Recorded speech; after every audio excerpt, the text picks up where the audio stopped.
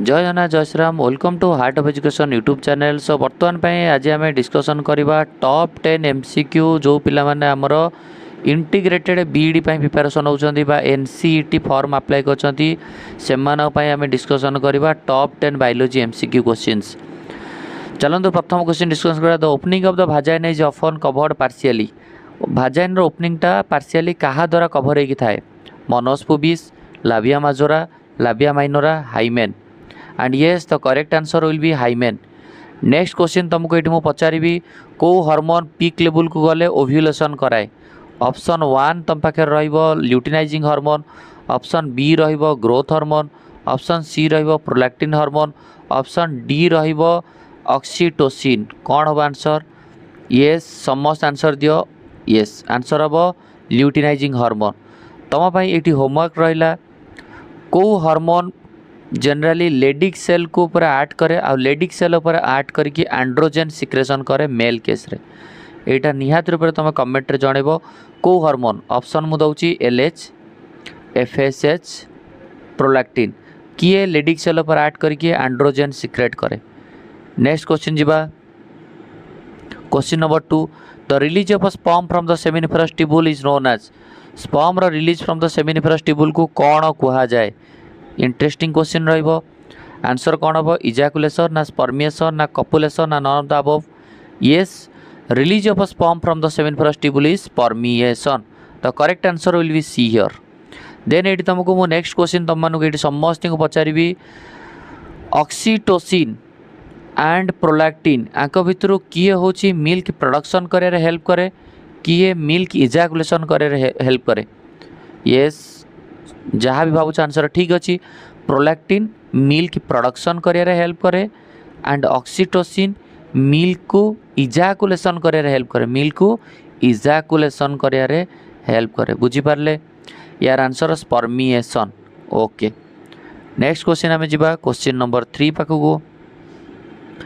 Which of the following glands secrete mucus, saliva, earwax, oil, milk, digestive enzyme and other cell products?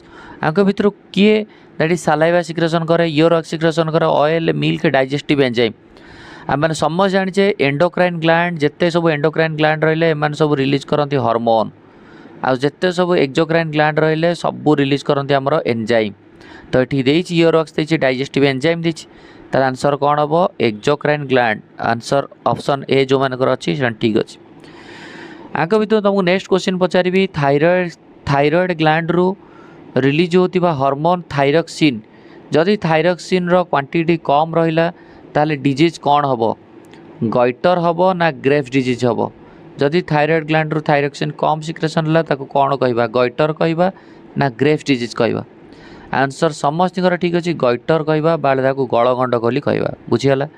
Okay endocrine gland क्या गोटे temporary endocrine gland कह जाए? निहात रूप comment box रे जनइबो temporary endocrine gland क्या कह जाए? Option दउची corpus luteum, option B human saliva, option C prolactin hormone. क्या गोटे टेम्पोरारी एंडोक्राइन ग्लैंड बोली कहया? कॉर्पस लुटियम ना ह्यूमन सलाइवा ना प्रोलैक्टिन? नेक्स्ट क्वेश्चन जी आई होप क्वेश्चन समस्त को आसीबो।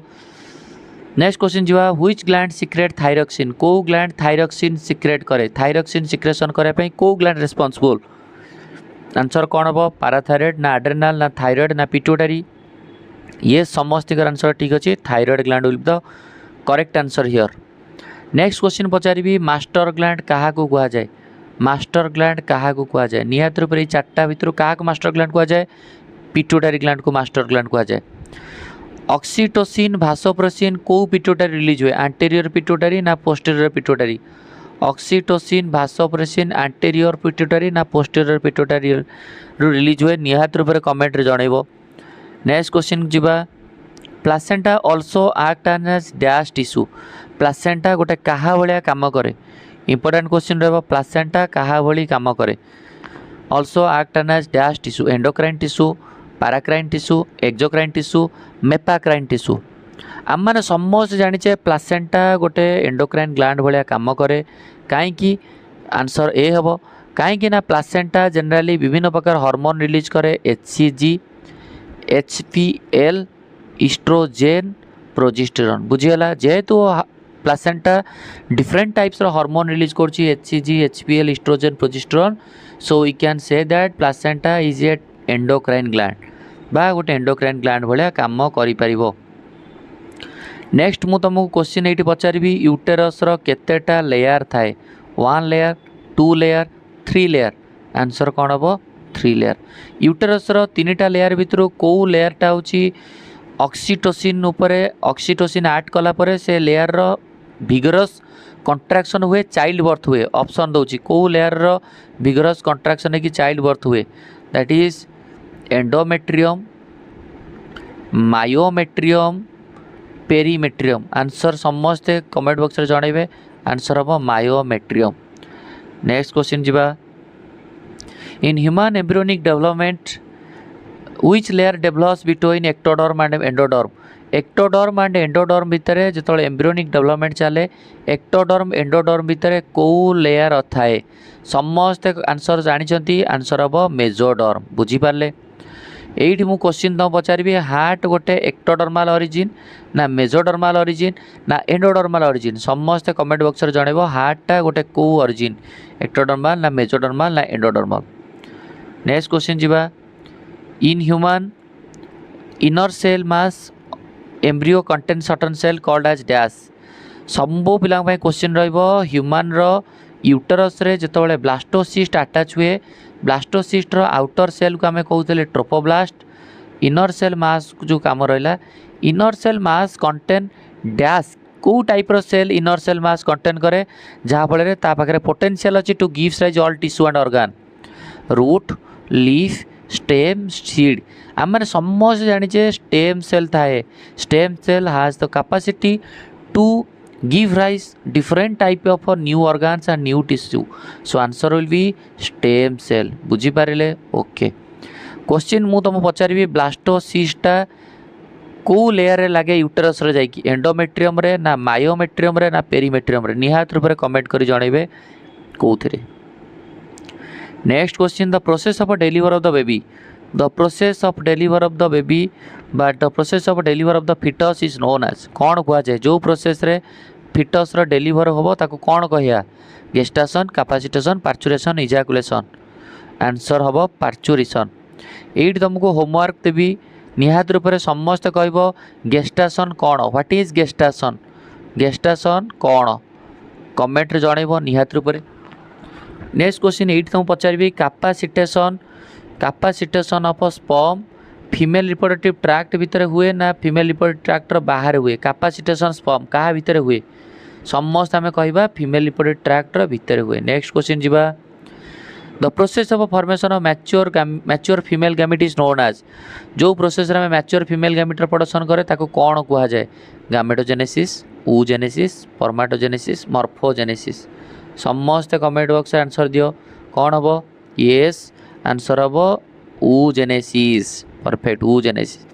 मत ये समस्त कमेंट कर जनाओ oogenesis रो प्राइमरी oocyte रो प्लॉइडिटी केते n 2n 3n 4n primary oocyte रो प्लॉइडिटी 2n। प्राइमरी oocyte को फेज रे अरेस्ट हुए प्रोफेज 1 रो लेप्टोटिन प्रोफेज 1 रो डिप्लोटिन प्रोफेज 1 रो जाइगोटिन को फेज रे अरेस्ट हो प्रोफेज 1 रो diplotene will be the correct answer here perfect.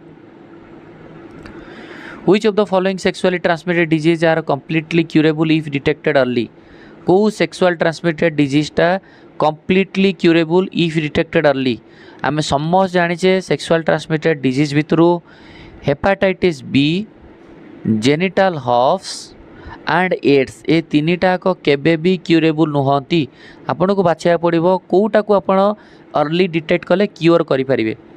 Genital herpes eighty अच्छी नाई हेपाटाइटिस बी जेनिटल हॉप्स केबे भी क्यूरेबल नुह ए तीनटा तो हबनी।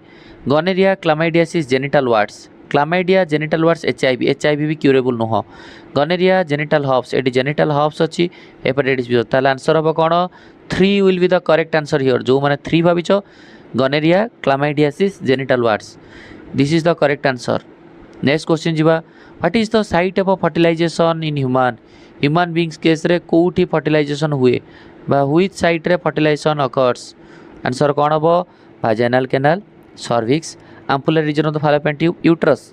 yes समस्त आंसर ठीक अच्छी ampullary region of the fallopian tube. जदि पचारा को जोन भितर फर्टिलाइजेशन होची इनफंडिबुलम आम्पुला आम्पुला इस्थिमस कौन हम समस्त कमेंट बक्स जानवे कौ रिजन भितर फर्टिलाइजेशन हुए इनफंडिबुलम टू आम्पुला ना ampulla to isthmus. Then cervical canal plus vagina मिसिले कौन हम हम birth canal cervical canal plus vagina birth canal. एठी क्वेश्चन रो होमवर्क मु तुमको देवी 5टा क्वेश्चन होमवर्क देवी निहात रूप से समस्ते कमेंट बॉक्स रे जनइबो यार कौन हम अप टू 8 ब्लास्टोमियर स्टेज रे जदि मु अप टू 8 ब्लास्टोमियर स्टेज रे जदि मु जाइगोटा को नेकरी इंट्रोड्यूस करूची फालोपियन ट्यूब भितर ताले ताको कौन कहबा ZIFT ना GIFT ना intra uterine transfer. Next question रहिबो copper T copper 7 multiload 375 and Lippes loop आंक भितर कोटा ऑड वन कोटा आंक भितर ऑड. नेक्स्ट क्वेश्चन तुम पाई रहिबो समस्त पाई रहिबो पॉपुलर ब्रांड ऑफ कंडोम कौन. नेक्स्ट क्वेश्चन रहिबो भासेक्टोमी एंड टिबोक्टोमी. भासेक्टोमी जनरली क्या कट करा जाए टिबोक्टोमी रे क्या कटा जाए एति रहला आपण होमवर्क. वीडियो को सबुदिन ये MCQ डिस्कसन करा आपणकर एंट्रांस एग्जामिनेशन हवा पर्यंत. थैंक यू धन्यवाद.